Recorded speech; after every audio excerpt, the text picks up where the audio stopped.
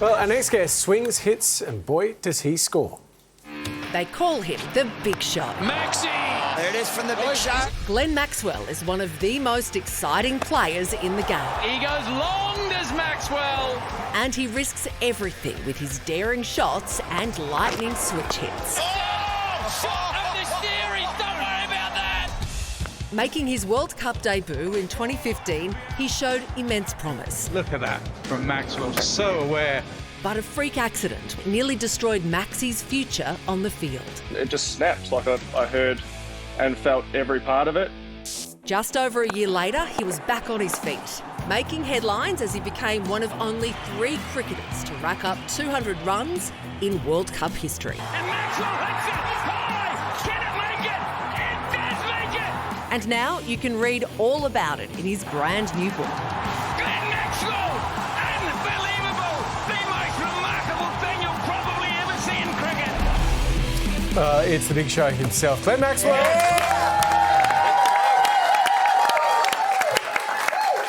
Tell me, where does the nickname come from?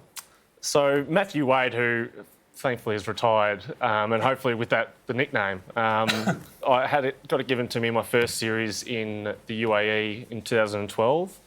He likened my batting to Kevin Peterson, who was a bit of a big shot at that stage, and unfortunately Michael Clarke ran with it in his first press conference after that series, and unfortunately for me it just stuck. It doesn't really manage expectations about what you're going to do, does it? Yeah, look, it set the bar pretty high, what people expected, and it sort of stuck with me for a while. I got called all sorts of things around that afterwards, but it sort of tempered off a little bit. How does it feel to share the nickname with a 7-foot-tall WWE wrestler?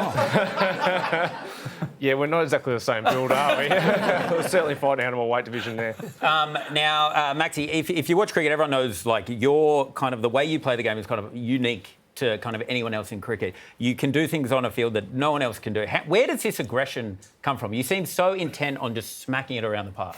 Yeah, look, it's not something that was always natural. I probably had to work on it. I had to trial different things. Not being the biggest body like my namesake, I've had to find other ways to score boundaries and find power. And one guy I used to watch a lot when I was growing up was Mike Hussey, and the way he used to play, and he was one of my idols. And the way he used to still hit boundaries and sixes by being quite a slender bloke as well, and quite a wiry frame. So I probably watched a lot of what he did and tried to replicate that. Yeah, now let's talk about this book. Cricket. A lot of cricketers write books, and I always wonder, is it because of the downtime? Is this what you're doing in the rain delay? Just on a typewriter, being like...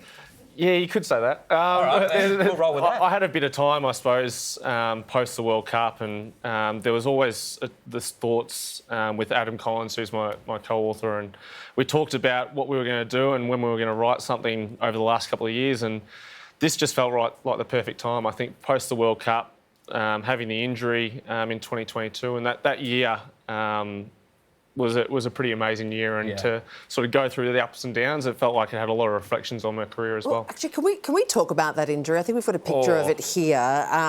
Sorry if you're watching at home eating dinner. God. What happened? Yeah, so... that's way worse. That's a ciggy packet. You almost lost your foot, right? You almost lost your foot. It's not great to watch, and especially at this time of the evening. I don't really want people to be eating dinner. So I broke my leg. I ruptured the ligaments in the syndesmosis joint, and because of, I think, it's compartment syndrome, I almost lost my foot post-surgery. So I didn't get told that by my wife until 2 weeks after when I found out. And I'm pretty glad she didn't tell me, because I probably would have gone into a bit of a panic. But when I broke my leg, I was pretty hopeful and just thought, you know what, get into rehab, a couple of pins and a plate, I'll be fine. And I probably just didn't understand the magnitude of the damage I'd done to my foot, and probably took a little bit longer than I would have given it credit for. You said the sound was pretty brutal when it snapped. Yeah, I detail it at pretty big lengths in the book. But as I said in the book, it's basically like grabbing a handful of paddle pop sticks and snapping them in your hand.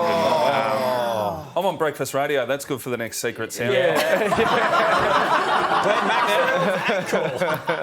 Because cricket goes all year round, do you guys ever get a mad Monday? That's all I'm thinking.